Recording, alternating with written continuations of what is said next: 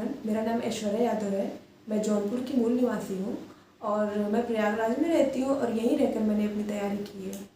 मैंने अपनी BLLB जी Singh law college जो कि सहसों में स्थित है प्रयागराज, वहाँ से पूरी की है और अभी मैं इलाहाबाद यूनिवर्सिटी से LLM कर रही हूँ। अभी जो हाल में ही रिज़ल्ट आया है UP-APO का, उसमें मुझे 52nd रैंक हासिल हुई है। बात करें मैं अपनी सोर्सेज की और स्ट्रेटजी की तो प्री के बारे में सबसे पहले बात करते हैं। प्री में GS भी आता है, लॉ भी आता है। GS के लिए मैंने हर जगह अलग अलग सोर्स इस्तेमाल किया। सबसे पहले तो मैं टारगेट फॉर IQ की बात करूँगी। उनके GS के नोट्स जो हमें प्रोवाइड कराते थे वो बहुत ही कंसाइज और बहुत ही अच्छे थे।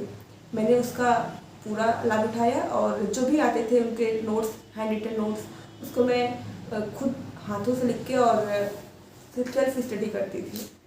और भी बहुत सारे सोर्स थे, जैसे कि मैंने पॉलिटी घटनाचक्र से पूरा पढ़ा था। हिस्ट्री भी मैंने घटनाचक्र से ही लगाया था, और खासकर मॉडर्न हिस्ट्री और मिडल हिस्ट्री।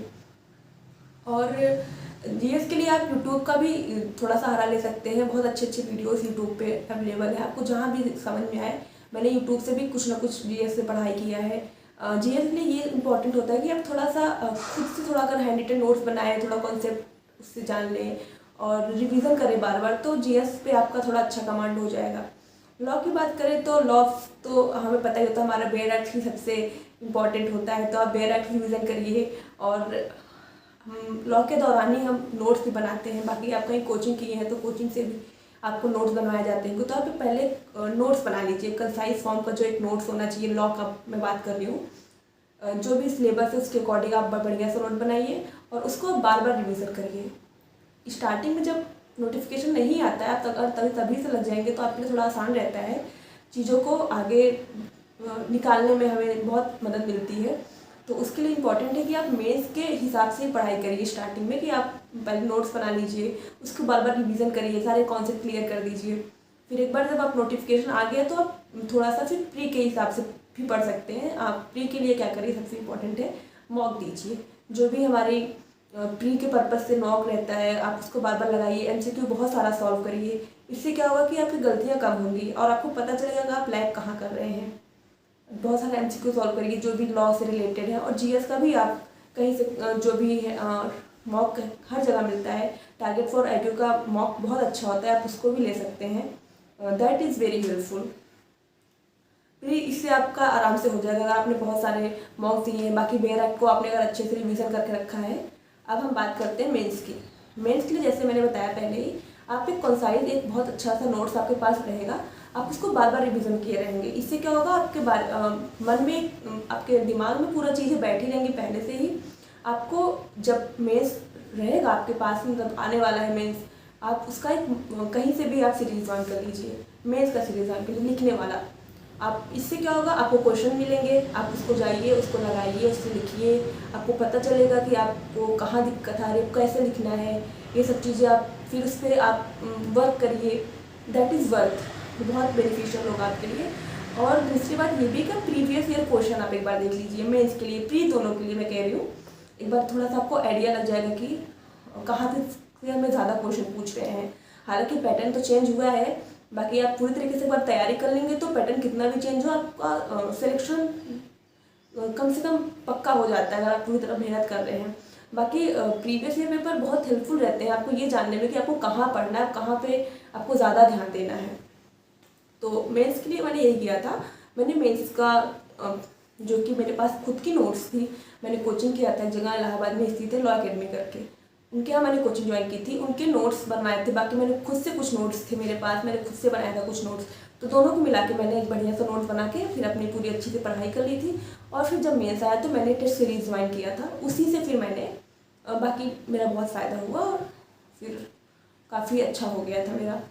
अब इंटरव्यू की बात करें, जब आप मेंस एक बार लिख चुके रहते हैं तो इंटरव्यू में आपको इतना कोई खासा वर्क नहीं करना पड़ता, क्योंकि आपको पता रहता है कि आपको सारी सब कुछ तो पता ही है लॉ में।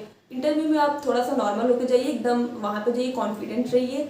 आपको हर चीज़ें पता रहती हैं, थोड़ा सा आप चारों तरफ की जो बातें हैं, जो भी हमारे घटनाएं घट रही हैं, उसको लेकर थोड़ा अवेयर रहिए। वहाँ पे बहुत ज़्यादा आपको अंदर वो कुछ नहीं पूछते, वो बहुत नॉर्मल चीज़ें ही पूछेंगे। कॉन्सेप्ट पे थोड़ा क्वेश्चन ज़्यादा रहते हैं।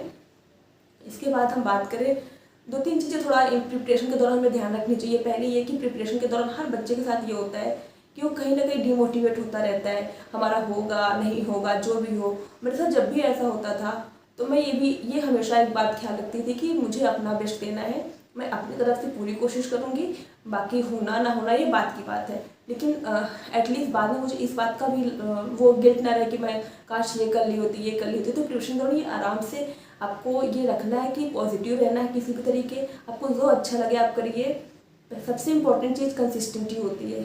आप लगातार पढ़िए, आपको पता होना चाहिए कि मुझे कंपटीशन देना है, मुझे आगे काम करना है इस फील्ड में, तो आपको लगना पड़ेगा। दूसरी आपको रिवीजन, सबसे पहला कंसिस्टेंसी। आपको जब तक आपका कहीं सिलेक्शन हो नहीं जाता आप लगातार पढ़ाई से जुड़े रहिए। आप ब्रेक मत लीजिए, कहीं से किसी और काम में मत लगिए। इससे क्या होगा, ब्रेक होगा, आपका माइंड डाइवर्ट होगा, आप उस फील्ड में उतना वर्क नहीं कर पाएंगे जितना कि एक होना चाहिए एक तरीके से। तो कंसिस्टेंसी रखिए। दूसरा रिवीजन करते हैं। सेकेंड नंबर हम बात करते हैं रिवीजन की।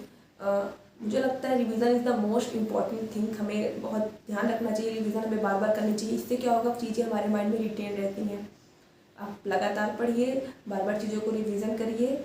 आप फिर तीसरा ही होता है डिसिप्लिन में रहिए। आप एक बहुत अच्छा सा जो भी आपको सूट करे, एक आप दिन का अपना शेड्यूल बनाइए। सुबह शाम जब भी आपको समझ में आए आप शेड्यूल बनाइए, इसको फॉलो करिए। मेरा तो ये था कि मैं सुबह ही मुझे अच्छा लगता था, तो मैं रात में टाइमली 11 बजे तक सो जाती थी। 11 साढ़े 11 बहुत हो गया, सो गया।